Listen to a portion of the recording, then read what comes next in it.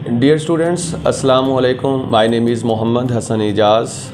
I am MPhil Physics, MEd and PGD IT और physics जो कि मेरा एक फ़ेवरेट सब्जेक्ट है। तो आज मैं जो है वो आप लोगों के लिए फ़िज़िक्स को आसान करने जा रहा हूँ, फ़िज़िक्स का पेपर आसान करने जा रहा हूँ कि वो बच्चे जो आज फ़िज़िक्स की वजह से खौफज़दा हैं वो भी आज से खौफज़दा होना भूल जाएं, और वो बच्चे जो अपनी फ़िज़िक्स को बहुत मुश्किल समझते हैं कि पेपर बहुत मुश्किल आएगा, तो प्यारे बच्चों पेपर बिल्कुल आसान होता है। सिर्फ़ कॉन्फिडेंस की ज़रूरत होती है और बेस्ट स्ट्रेटजीज़ की ज़रूरत होती है। तो वो इंशाल्लाह आज के व्लॉग में हम बताएंगे आप। तो आज हम क्लास 10th का जो है वो पेयरिंग स्कीम के बारे में डिस्कस करेंगे। पेयरिंग स्कीम डिस्कस करने से पहले हम ज़रा बुक का जो कंटेंट्स हैं बुक्स के उनको ज़रा देखते हैं। तो ज़रा देखें बुक्स का जो पहला चैप्टर है वो चैप्टर नंबर 10 से शुरू करके और टोटल जो चैप्टर है वो 18 तक जाते हैं। तो पहला जो पार्ट है क्वेश्चंस जो पेपर में आना है वो है MCQs। तो MCQs हैं टोटल 12 MCQs आने हैं, और वो MCQs के हवाले से अगर हम बात करें तो मैक्सिमम MCQs जो है ना किसी भी चैप्टर में से वो 2 आने हैं और जो मिनिमम है वो 1 आना है। तो चैप्टर नंबर जो 10 है उसमें हम देखें तो चैप्टर 1 में से सिर्फ 1 MCQs आना है, चैप्टर नंबर 11 में से भी 1 MCQs आना है, 12 में से 2 MCQs आने हैं, 13 में से 1 MCQs आना है, इसी तरह 14 में से 2 MCQs आने हैं, 15 में से 1 MCQs आएगा, 16 में से 2 आएंगे, 17 में से 1 आएगा और 18 में से भी 1 आएगा। तो वो चैप्टर जिनके MCQs जो हैं वो 2 आ रहे हैं उनको ज़रा अच्छे तरीके से तैयार कीजिएगा। और MCQs की अगर हम बात करें टोटल जो कि 12 आने हैं, 12 में से भी जो 8 होते हैं स्टूडेंट्स वो एक्सरसाइज के एंड में से आते हैं, और बाकी जो 3 to 4 MCQs होते हैं वो आते हैं जो इम्पॉर्टेंट साइड पर इंफॉर्मेशंस होती हैं या चैप्टर्स के अंदर से आते हैं।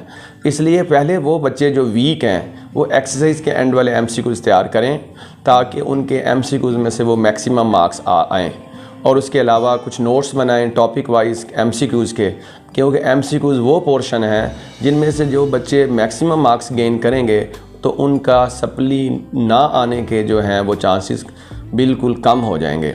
तो ये था जनाब MCQs का पोर्शन। अब हम आते हैं अब आगे जो है वो इंशाया पेपर की तरफ और सब्जेक्टिव की तरफ। और सब्जेक्टिव में क्वेश्चन नंबर जो 2 आता है वो है शॉर्ट क्वेश्चन का, और उसके अंदर जो चैप्टर्स इन्वॉल्व हैं उसमें चैप्टर नंबर 10 है, 12 है और 16 है। मैं फिर रिपीट करने लगा हूँ, चैप्टर नंबर 10, 12 और 16।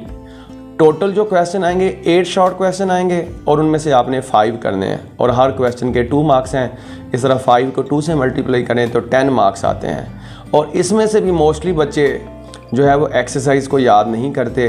एक्सरसाइज के क्वेश्चंस प्लस कॉन्सेप्चुअल क्वेश्चंस अगर वो याद करेंगे तो इंशाल्लाह वो इस चैप्टर्स को अच्छे तरीके से मार्क्स ले सकेंगे। तो और जो सेकंड क्वेश्चन है, थर्ड क्वेश्चन जो है वो उनमें से जो चैप्टर्स शामिल हैं वो चैप्टर नंबर 11, 13 और 17 हैं। मैं दोबारा रिपीट करूंगा, चैप्टर नंबर 11, 13 और 17 है। इनमें से भी अगेन 8 क्वेश्चन आएंगे शॉर्ट, और उनमें से आप लोगों ने सिर्फ़ और सिर्फ 5 अटैम्प्ट करने हैं, हर क्वेश्चन 2 नंबर का, और 5 को 2 से मल्टीप्लाई करें तो 10 मार्क्स के क्वेश्चन यहाँ से भी आएंगे। और हम अब थर्ड शॉर्ट क्वेश्चन की तरफ आएंगे जो थर्ड पोर्शन है, और उसमें क्वेश्चन नंबर है 4, और उसमें जो चैप्टर बाकी जो रह गए हैं वो है 14, 15 और 18।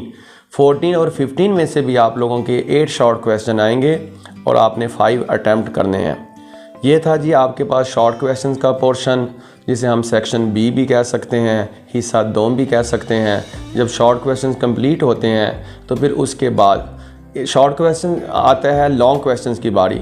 लेकिन जो शॉर्ट क्वेश्चंस में सिर्फ खाली क्वेश्चंस ही नहीं आते बच्चों, आप लोगों ने न्यूमेरिकल्स भी शॉर्ट तैयार करने हैं। मसलन वो न्यूमेरिकल जो बिल्कुल छोटे सिर्फ 2 या 3 लाइनों के हैं वो भी शॉर्ट क्वेश्चंस के लिए ज़रूर तैयार कीजिए, चाहे वो चैप्टर के अंदर से हों या एक्सरसाइज के अंदर से हों।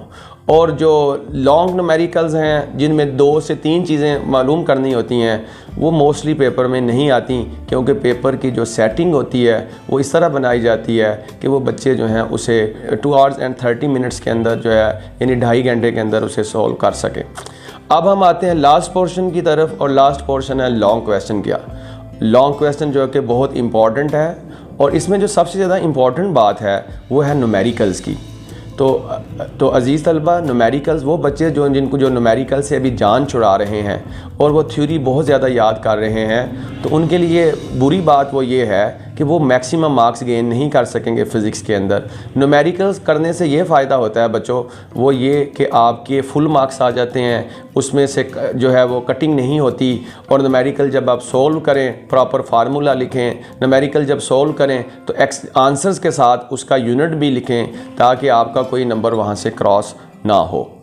अब हम आते हैं थ्योरी की तरफ, कि जो पहला, इसमें भी टोटल 3 शॉर्ट लॉन्ग क्वेश्चन आएंगे और 3 लॉन्ग में से 2 बच्चों ने करने हैं, और हर क्वेश्चन के 2 पोर्शन होंगे, ए और बी। ए जो है वो 4 मार्क्स का होगा और जो बी है वो 5 मार्क्स का होगा। ए में थ्योरी में से आएगा और बी जो है वो न्यूमेरिकल आएगा, यानी थ्योरी में से 4 नंबर और न्यूमेरिकल 5 नंबर का होगा। तो टोटल एक क्वेश्चन 9 मार्क्स का बनेगा। तो 3 क्वेश्चन में से 2 आपने अटैम्प्ट करने हैं, तो 9 को जब हम 2 से मल्टीप्लाई करते हैं तो 18 मार्क्स का जो है ना वो पोर्शन बनेगा। अब हमने कैसे, पहला जो क्वेश्चन है जिसे हम क्वेश्चन नंबर जो है वो 5 कहते हैं, वो बनेगा चैप्टर नंबर 10 और चैप्टर नंबर 16। चैप्टर नंबर 10 और 16 में से थ्योरी बनेगी, यानी 4 मार्क्स का आपका शॉर्ट क्वेश्चन बनेगा। यानी आपका जो लॉन्ग क्वेश्चन है या तो वो चैप्टर नंबर 10 में से बनेगा, और चैप्टर नंबर 10 में से जो लॉन्ग क्वेश्चन है वो आपको पता ही है कि सिंपल हार्मोनिक मोशन और उसकी डेरिवेशन है, या फिर ये है कि प्रॉपर्टीज़ ऑफ जो है वो वेव्स है, रिफ्लेक्शन, रिफ्रैक्शन और डिफ्रैक्शन। और इसी तरह जो चैप्टर नंबर 16 है वो आपका इलेक्ट्रॉनिक्स का है, तो इलेक्ट्रॉनिक्स के अंदर से भी जो है वो थ्योरी बनेगी, चाहे वो कोई गेट दे दे, चाहे वो आपके पास कोई जो है वो और एंड और नॉट गेट में से कोई ना कोई क्वेश्चन आपको दे दे, या फिर वो थर्मोनिक कमीशन है वो लॉन्ग आ सकता है, या फिर ये है CRO और CRO की जो है वो कंस्ट्रक्शंस और उसके यूजेस हैं। ये है था आपका पहला पोर्शन थ्योरी का। इसी क्वेश्चन का जो बी पार्ट है वो है न्यूमेरिकल, और न्यूमेरिकल वो चैप्टर नंबर 12 में से आएगा। ज्योमेट्रिकल ऑप्टिक्स यानी लेंसेज वाला ये चैप्टर है, और इनमें से भी जो न्यूमेरिकल, एक ऐसे न्यूमेरिकल्स भी हैं जिसके 3-3 जो है ना ऑप्शन मालूम करने हैं, लेकिन वो बच्चे जो वीक हैं वो खौफज़दा हो जाते हैं न्यूमेरिकल से। तो खौफज़दा होने की बच्चों ज़रूरत नहीं है, उसमें आप एग्जाम्पल्स कर लें और प्लस न्यूमेरिकल्स वो करें जिसमें एक एक ऑप्शन मौजूद है, तो वो आप लोगों का वो न्यूमेरिकल ठीक हो जाएगा। और इसी तरह अगर हम क्वेश्चन नंबर 6 की तरफ आते हैं, यानी सेकंड लॉन्ग क्वेश्चन की तरफ आते हैं, तो वो बनेगा चैप्टर नंबर 11 और 13 में से थ्योरी बनेगा। चैप्टर नंबर 11 आप सबको पता है कि साउंड के बारे में है। फॉर एग्जांपल मैं एक लॉन्ग क्वेश्चन बनाता हूँ कि define sound and also write the characteristics of sound, या define loudness of sound and also write the factors on which the loudness depends. और जो दूसरा लॉन्ग क्वेश्चन है वो आप लोगों के पास इसी चैप्टर के अंदर, अगर हम बात करते हैं चैप्टर नंबर 13 में, 13 जो कि इलेक्ट्रोस्टैटिक की अगर बात करते हैं, तो इलेक्ट्रोस्टैटिक में आप लोग खुद से देखें ओम्स लॉ भी इसी में शामिल होता है। और इसके अलावा जो है वो मज़ीद लॉन्ग क्वेश्चन जो आप कर सकते हैं वो लॉन्ग से ज़रूर सिलेक्ट कीजिए। तो जो थ्योरी का जो चैप्टर है वो चैप्टर नंबर 11 और 13 में से बनेगा, और ये 4 टोटल मार्क्स इसके होंगे 4। और जो न्यूमेरिकल बनेगा वो है चैप्टर नंबर 17। चैप्टर नंबर 17 देखें तो वो आपके पास इलेक्ट्रोमैग्नेटिज़म है, और उसके है भी तकरीबन 4 या 5 न्यूमेरिकल हैं। तो काइंडली उस न्यूमेरिकल्स को अच्छे तरीके से कीजिएगा। तो इस तरह ये जो question number second long question आना है, जिसे हम क्वेश्चन नंबर 6 कहेंगे, तो वो आप लोग इस तरह अटैम्प्ट करेंगे। और जो थर्ड लॉन्ग क्वेश्चन है वो चैप्टर नंबर 14 या 15 में से थ्योरी बनेगी, और न्यूमेरिकल चैप्टर नंबर 18 में से है। और चैप्टर नंबर 18 के जो न्यूमेरिकल्स हैं वो बिल्कुल आसान न्यूमेरिकल्स हैं, यानी कि हम हाफ़ लाइफ के बारे में बात करेंगे, तो हाफ़ लाइफ के जो न्यूमेरिकल्स हैं वो बिल्कुल इजी हैं, और चैप्टर नंबर 14 और 15 है। चलें, अब हमने ये तो ओवरऑल बता दिया कि पूरा जो चैप्टर है वो कैसे आएगा। यहाँ पे वो बच्चे जो वीक हैं मैं उनके लिए बात करना चाहूँगा कि अगर देखें बच्चों ने मैक्सिमम मार्क्स गेन करने हैं तो वो फोकस करें MCQs को, सेकेंडली वो फोकस करें शॉर्ट क्वेश्चंस को, थर्ड पोर्शन आता है लॉन्ग। तो लॉन्ग टोटल 3 हैं, यानी अगर वो 2 लॉन्ग्स के चैप्टर्स की भी तैयारी अच्छी कर लेते हैं मसलन पहले 2 जिन बच्चों को चैप्टर्स आते हैं, पहले 6 चैप्टर्स आते हैं, वो 6 कर लें, और अगर पहले 3 आते हैं और आखिरी 3 आते हैं तो वो इस तरह कर लें। यानी लॉन्ग में आप लॉन्ग की तरफ ज़रा कम आएँ, न्यूमेरिकल्स पे ज़रा फोकस ज़रूर कीजिएगा। तो लॉन्ग में जो ऑप्शंस आप कोशिश करें कि जो ऑप्शंस हैं उसमें दो लॉन्ग हैं, उन्हीं को अटैम्प्ट करने की कोशिश करें और बाकी मैक्सिमम शॉर्ट कवर करें, तो इंशाल्लाह आपके मैक्सिमम मार्क्स आ जाएंगे। उम्मीद करते हैं कि आपको आज का जो व्लॉग है वो पसंद आया होगा। मज़ीद इसको चैनल को सब्सक्राइब ज़रूर कीजिएगा, कमेंट्स ज़रूर दीजिएगा।